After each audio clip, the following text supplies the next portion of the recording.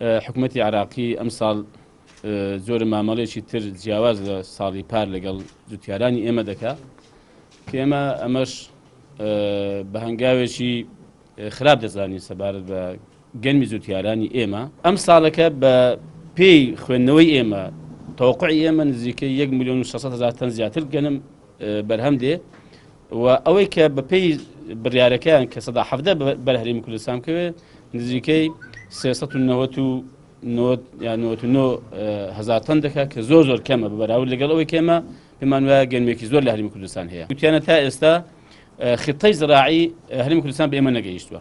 ئێمە بەڵگەمان هەیە بۆی کە ئەم گومانە بڕێتەوە ئەم قسەیە کە ناڕاستە ڕوون بێتەوە.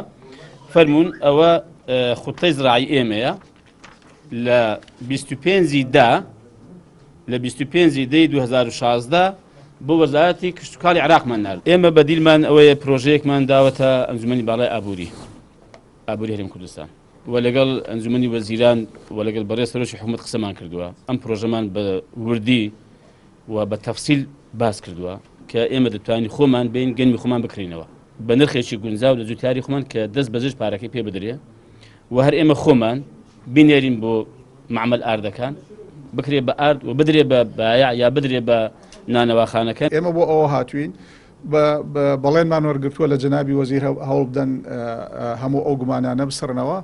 بەغا خطەکە گەیشتووە بەغا لە ڕاستیە داوای ناوی جوتیار و هینە هەموو جوتیارێک ناوەکەی و چەندێک دۆنمی هەیە. جەنابی وەزیر بەڵێنی یاکە ئەوەش بکات ینی ئەو سیدی ناوی جوتیارانی هەرێمیش با بە بەغا بۆ ئەو گومانش نێڵین هاتوین بە ئەوکاری هەردوو لاچکە خەتەرێکی گەورەیە لە ڕاستی ئەگەر بە پێی ئەم پلانە زەراعی ئەم ساڵ بێت زیاتر لە ملیۆنێک زیاتر لە 1,100,000 تەن گەنمی جوتیارانی هەرێم وەرناگیرێت.